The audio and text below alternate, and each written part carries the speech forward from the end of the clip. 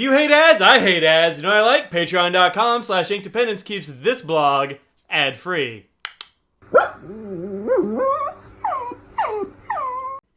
Hello folks, welcome to Inkdependence. I'm Mike, and this is a Diamine ink. This is Diamine Tobacco Sunburst, which is kind of a weird name for an ink, right? But these are based on Gibson Les Paul guitars is where they got their inspiration for this line of inks. There are several in the series. I want to say 4, maybe 6, I forget.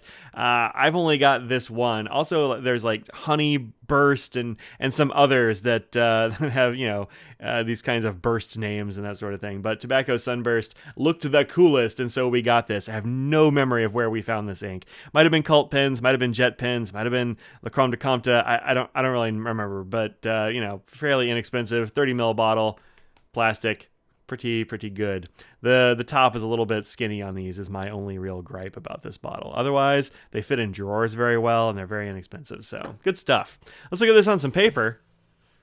And there you have it. It's a nice dark medium brown, like dark medium is where I'm going to put this. But sometimes when you have the right pen and paper nib combination, you get these sort of like lighter tones, like from this Lamy Safari. So I've had this in 2 pens for a while. The first is a Ryan Krusak L16, and this is made of Ambuena burl, which this pen is gorgeous, and it goes really well with this ink. I've been enjoying this quite a lot, and it has a medium Yovo nib on here, which is a nib that I know well, so pretty good. So I really enjoyed it in this pen. I thought I should put it in something that's finer as well, just to see what other kind of tones I can get out of this complicated ink. And so I put it in this Lamy Safari. This is, I think, Savannah Green, and it's got a fine nib. The Lamy fine nib is fairly dry and quite fine, which you never know what you're going to get exactly with those Lamy nibs. Sometimes they can be a little bit odd, but this one seems perfectly fine.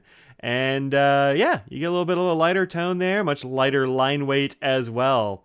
So, flow on this, pretty darn medium. I've had these pens, had this ink in these pens since like February. I mean, I've topped them off a couple of times, but since February, and I've had no problems at all. Good flow, no hard starts, no skips or any of that nonsense. They've just done very well. No problems at all. Now, you will find a little bit of mild bleed and some bare feathering on your bad papers from the office. So this is Tobacco Sunburst on Staples 20-pound, 30% recycled copy paper. The first line up there is from the fine nib of that Lamy Safari, and there were no problems there. I don't really see anything. Maybe a little bit of feathering here and there, just a little bit of widening of lines, that kind of thing. And then here on the from the medium nib, you do get a little bit of feathering, just a touch. And then on the back, just a tiny bit of tiny bit of bleed through. Not much. Just a little bit, and almost none from the fine nib, of course. That's going to cut down your bleed through by a lot. And also, you could definitely use both sides of this page, I think, with no problem, even with that amount of show through. But there you go. Remember, though, this is the worst paper you're going to find, like your office copier. It's not meant for fountain pens, and so if they perform on it at all, that's great. So this is actually done pretty well. Qualities, a bit of shading. You get some shading for both these nibs on lots of different papers, including this one. You'll see some, but it's not a huge amount. Just a bit of shading that goes from light brown, kind of honeyish colors, like up in this corner, to the deep browns that you'll find down here where, a lot of ink like kind of pools at the bottom of a stroke or something like that. So, I've enjoyed this ink quite a lot. Let's look at how it does with some water. We'll take a look at the chromatography. We'll look at it on some other papers, and we'll take a look at some other inks that are kind of like it, because I love brown inks. All right. Let's get some water on the subject. Come on now. I hate it when my syringe gets a little bit old and it doesn't want to go smoothly, and you get too much water and it goes everywhere and ruins everything. We didn't do that this time, though. Didn't ruin everything anyway. But you can definitely see that. You can definitely see that swirling away, huh? Okay, time to blot. Carefully, I'm going to blot away from my words because I want to preserve as much as I can. There we go. So when you spill your coffee on things, blot, don't wipe. All right. Why do I always go to spilling coffee on things? I don't know. I hardly ever spill coffee. But if I did, it would probably look like this. All right. So, interestingly, most of the brown turns to kind of yellow and washes away. But check out that gray that's underneath. This is still totally readable. I'm going to say this is a little bit waterproofy, at least at the bottom layer. So it's going to be a little bit of a mess on top, but eminently readable. No, nothing weird going on there at all. Totally usable. Well done. Okay, let's take a look at the chromatography.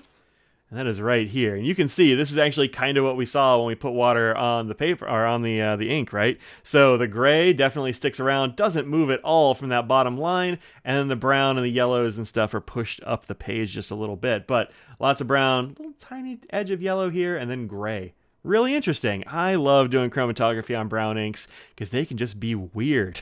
All right, so there's that. All right, a couple of other papers. This is my Tomoe River ink journal. And here are the Tobacco Sunrises. Sunrise? Is that what it's called? Sunburst. I wrote it down wrong. Sunburst. Anyway, whatever. And this is when I originally inked up the pen, and this is kind of now. It has aged a little bit in the pen, and sometimes inks will do that. It's nothing to worry about. They just usually get a little bit darker because there's just a tiny bit of evaporation or something like that. Not a big deal, but it does get a little bit darker. So it started out more honey colored, and it's ended up more tobacco colored, which is totally cool. That's pretty neat. All right. Then, here on my currently inked Inky Fingers notebook, this is wheat straw paper. It's this top set right here. You can see it also, it's darker on that second swatch here as well, which is no surprise. But yeah, I can't believe I've had this ink in these pens since February. Maybe it's time to switch up some pens and stuff. But I've really just kind of enjoyed it, especially out of these pens. I don't like to match colors to pens usually, but I do like to coordinate every once in a while, and these look pretty good. And I've enjoyed them. Good flow, good feel on the paper. Well done. You can always trust Diamine to be good like that. All right, here it is on a Colodex card. There we go. Gibson Les Paul Tobacco Sunburst. Got it right. Didn't say Tobacco Sunrise. Good job, Mike. And you can see that's a nice looking color there. Here we have G. Herbin. Well, actually, it's G. Herbin Lidate, which is a very nice sort of brown ink. This one does tend to be a bit on the dry side, but you have a lot of the same colors going on here between Tobacco Sunburst and Lidate, although Lidate doesn't have that light tinge that you get over here with the shade. For the much yellower side, you have Colorverse String, which I don't know if I've actually put in a pen yet, but this one tends to be a lot yellower, although it has some of the same underlying colors. They're going to have a little bit of yellow in there. Then we've got Robert Oster's Cafe Crema, which I really like, but is a little bit on the dry side. Throw some White Lightning or something in there. Put it in a big nib, big wet nib, and you'll like this one a lot. It's got a lot of complicated stuff going on in there, and I dig it.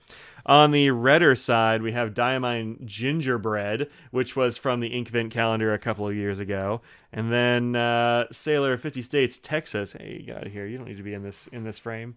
Sailor 50 States, Texas, which is in the same kind of vein, but you get like an interesting, almost silvery sheen on top of 50 States, Texas that you just aren't going to get from Sunburst. This doesn't have that color at all, but similar-ish. Then we've got Colorverse Coffee Break, which I think is pretty similar, but again, a little bit more on the red side than Tobacco Sunburst, and even more yellow, perhaps. This is Diamine's Comte d'Or, which I haven't gotten a chance to use in a pen yet, but I got around the same time I got this one. I got a bunch of browns that time. Audrey was helping me shop, and we just fell in love with some browns. So definitely more of a yellowish tinge over here, definitely more reddish over here. And brown is a color family that is all over the place. All right. So this has been Diamine Les Paul Tobacco Sunburst. You can find this in these size bottles for around like $7.50 online right now, and you can find an 80 ml bottle, which is a big old glass bottle, for $16.50. So a really good deal. If you dig this color, Diamines are a good deal. Also, I hear rumors that Diamine is going to have a price hike here in the near future. So if you want some Diamines, I'd say shop now. So there you go. Thank you very much for watching. I'll see y'all in another video. Take care of each other. Peace out. I can't remember where'd I get this? But let's just start over.